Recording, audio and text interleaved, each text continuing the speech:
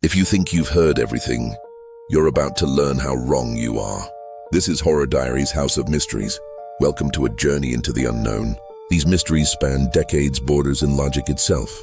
And yet, not a single one has ever been fully answered. Tonight, we explore them all. Before we start, please press the subscribe button and like this video.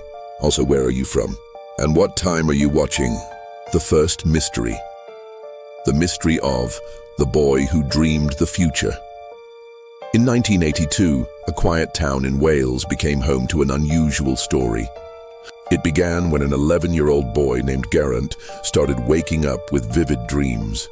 Dreams so detailed that he began writing them down every morning. At first they were simple: a car accident, a store fire, a power outage. Nothing unusual, but then the events he dreamed about began happening, exactly as he described. In one dream, he saw a red truck crash into a bakery on a Friday afternoon. 3 days later, at the exact same time, a red truck veered off the road and smashed into the bakery's front wall, just as he wrote. The boy's parents dismissed it as coincidence until he dreamed of a school roof collapsing during a storm. His mother kept him home that day. Hours later, a sudden windstorm tore off part of the classroom roof. No one died. But if he had been there, he would have been sitting directly under the collapse. As the dreams continued, he wrote each one in a small blue notebook. Some predicted trivial moments, others described serious accidents. And one dream, one he never spoke about, terrified him so deeply that he hid the notebook under his bed. A local researcher finally interviewed the boy. When asked how he saw the events, he gave a strange answer. "It feels like I'm remembering something that hasn't happened yet." After several years, the dream stopped abruptly. No warning, no explanation. But decades later, during a home renovation, workers found the boy's hidden notebook. Every prediction recorded was accurate, except the last page, which simply read, "I won't be here when it happens." To this day, no one knows what the final prediction meant, or whether it already came true. Another mystery. The mystery of the vanished man of Loon Lake. In the quiet Minnesota town of Loon Lake, people still talk about the disappearance of Gregory Halden, a fisherman known for his routine, his discipline, and his habit of never missing a sunrise on the water. On the morning of June 14, 1988, Gregory left his cabin before dawn. A fog covered the lake. His neighbor watched him step into his small aluminum boat, life jacket on, tackle box beside him, lantern glowing in the mist. Everything looked normal, but what happened after would puzzle the town for decades. At noon, a patrol boat found Gregory's vessel drifting across the lake. The engine was off, the oars were neatly placed inside. His jacket was still hanging on the seat. His thermos was warm, but Gregory was gone. Not a sign of struggle, no splash heard by anyone nearby, no footprints on the muddy shoreline, just the silent boat, turning slowly in the water. Police divers searched for 3 days. Visibility was low, but they mapped the lake floor carefully. They found nothing, no clothing, no tools, not even a loose item from his boat. A week later, things became stranger. Gregory's brother reported that the cabin lights were found switched on during the night. A freshly cleaned coffee mug sat on the counter. A window was open that had been locked earlier. But the property showed no forced entry and no fingerprints at all, not even Gregory's. The sheriff checked nearby cabins. Several residents said they woke that week to the sound of footsteps on gravel, as if someone were pacing outside their doors. Then came the most bizarre moment. A hiker found Gregory's wallet deep in the woods, 14 miles from the lake. It was dry, clean, and sitting upright on a moss-covered stump, as if placed there deliberately. No tracks surrounded it, no sign of wildlife disturbance. Local authorities never identified a suspect. Weather logs showed no sudden storms. Gregory had no debts, no enemies, and no reason to vanish. To this day, the lake is calm, quiet, and peaceful. But fishermen swear that on foggy mornings, you can sometimes see a lantern floating alone in the mist. And when they row closer, there's nothing there. The mystery of the train that arrived with no passengers. On a cold morning in 1955, a small station in Poland prepared for the arrival of a local passenger train, one that traveled the same route every day, carrying workers, families, and merchants from nearby towns. The station master, an older man named Tomasz, had worked there for decades. He could hear approaching engines long before anyone else. But on this particular morning, the tracks were silent, until suddenly the sound of a train echoed across the valley. The locomotive appeared through the fog exactly on schedule. It slowed down, brakes screeching softly, and came to a full stop in front of the platform. But something was wrong. No one stepped out. Not a single passenger, not a conductor, not even the driver.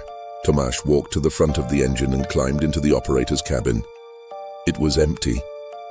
He checked every carriage. Each one was spotless, as if freshly cleaned, seats empty, windows closed, lights flickering faintly. No luggage, no jackets on hooks, no newspapers on seats. It was as if the train had never been used. Yet logs confirmed it had departed from the previous station with more than 300 passengers on board. Radio contact from conductors at earlier stops confirmed they had seen the passengers enter and take their seats. Somewhere between stations, the passengers vanished. When investigators inspected the train, they noticed something unusual. All the clocks inside the train were frozen at 3:17 a.m., a time hours before departure. The watches belonging to the train staff, found left behind on hooks, showed the same time. Even more disturbing, the engine's internal logbook also recorded that the brakes were applied at 3:17 a.m. Yet the train had arrived at the station hours later, on time. The passengers were never found. No remains, no belongings, no explanation from nearby towns. Nothing recorded in police archives other than the single detail station workers never forgot. When the empty train pulled away from the station to be inspected elsewhere, the sound of voices echoed faintly from the windows as if hundreds of people were whispering at once. To this day, locals call it the silent train.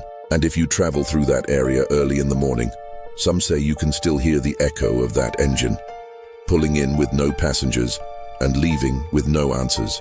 Hear the mystery of the Lighthouse of Flannan Isle. In December of 1900, a supply ship traveled toward the remote Flannan Isles off the coast of Scotland. The crew aboard expected to see the usual sight: 3 lighthouse keepers waiting on the rocks, ready to unload supplies. But as the ship approached, the lighthouse light was dead, and no one stood outside. The captain felt uneasy. A lighthouse should never go dark. When the crew reached shore, they climbed the steps toward the tower. Everything was silent except for the crashing waves. The front door was closed but unlocked. Inside, the kitchen table was set for a meal that had never been eaten. Half-finished bread, chairs pushed back quickly as if the men had left in a hurry, a coat missing from the wall, the other 2 still hanging. But the clock on the tower wall had stopped. Not broken, just stopped ticking. In the logbook, the last entry was strange: storm raging, sea roaring, all praying. But weather records showed clear skies. The next line came the following day: storm ended. See calm, God is over all. Yet no storm had been recorded anywhere near the island. And then the final entry: 3 men ventured out. No turning back. When investigators examined the cliffside, they found twisted metal railings bent as though pulled by tremendous force. But the waves that week had been normal. Nothing strong enough to damage steel. The 3 men working the lighthouse, Thomas, Donald, and James, were never found. Local fishermen claimed they saw a strange white light hovering above the island days before the men vanished. Others believed a massive rogue wave swept them away. But that didn't explain the intact table, the stopped clocks, or the strange log entries describing a storm that never existed. What truly happened on Flannan Isle remains one of the oldest maritime mysteries of the North Atlantic. 3 men disappeared without a struggle, without a storm, and without leaving a single trace behind. To this day, the lighthouse still stands, and sailors swear that on certain nights you can see faint lanterns moving inside. Though the place has been empty for more than a century, the mysteries continues. The mystery of the locked library case of Bristol. In 1996, the Central Library of Bristol gained national attention, not for its books, but for what happened inside its old Victorian reading room. Staff had always complained about drafts, flickering lights, and strange knocking inside the walls. But nobody took it seriously until the disappearance of Alice Maynard, a graduate student writing a thesis on rare manuscripts. Alice was last seen entering the rare collections room, a chamber secured by a solid metal door requiring 2 keys, one held by staff and one signed out to the researcher. Cameras recorded her walking inside at 4:12 p.m. She carried a notebook, a pencil, and a small tape recorder. At 6:00 p.m., a librarian knocked on the door to remind her the library would close soon. No answer. They unlocked the door. The room was empty. Alice's backpack sat on the table. Her pencil was snapped in half. The tape recorder had captured only static, except for a faint sequence of knocks, evenly spaced, echoing like they came from inside stone walls. The windows were sealed. The ventilation ducts were too small for a person. And the only door had been locked the entire time with no tampering. Police inspected the tapes. The knocks formed a pattern, 3 short, 3 long, 3 short, repeated several times. A code often associated with distress calls. A maintenance crew later reported that parts of the building sat above abandoned tunnels sealed off years earlier. Old maps showed staircases that led to sub-basements no longer in use. Yet none of those passages connected to the rare collections room. 2 weeks later, a cleaner found Alice's notebook inside the library's attic, a space accessible only with a key senior staff didn't even use anymore. Dust covered every surface except for one clean circle where the notebook lay. The final page contained a sentence written in a shaky hand. "Someone is knocking. They want me to follow." No other trace of Alice was ever found. The library still opens daily, but workers refuse to stay past closing time.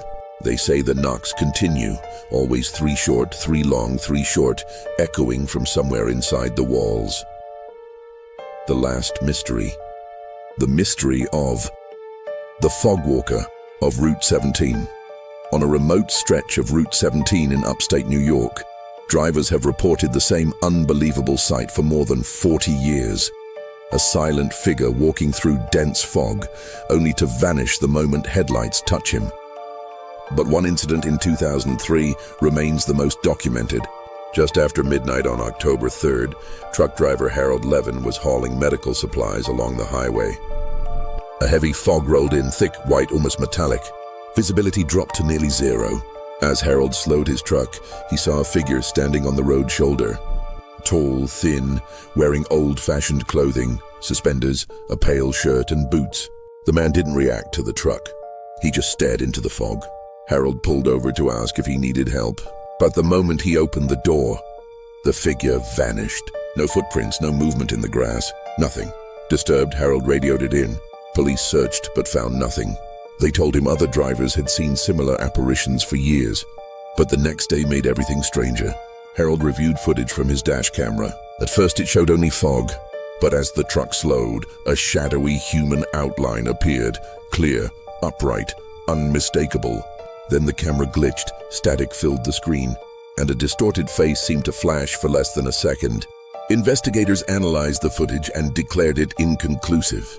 A week later, Harold returned home to find a muddy footprint on his front porch, a boot print matching the size and pattern of old 1940s work boots. He lived 90 miles away from Route 17. Local historians later revealed that a railway worker named Samuel Briggs died near that stretch in 1943 after being struck by a supply train during heavy fog. His co-workers reported one odd detail. Samuel had been seen walking back and forth through the mist minutes before the accident, as if searching for something. Today, Route 17 often carries fog over its quiet hills, and every so often a driver reports a pale figure drifting through the haze. Some say he's trying to finish a walk he never completed. Others say he's warning travelers to slow down. But everyone agrees on one thing: no matter how close you get, the fog walker is always just out of reach. If you like this video, like and subscribe for more mysterious stories.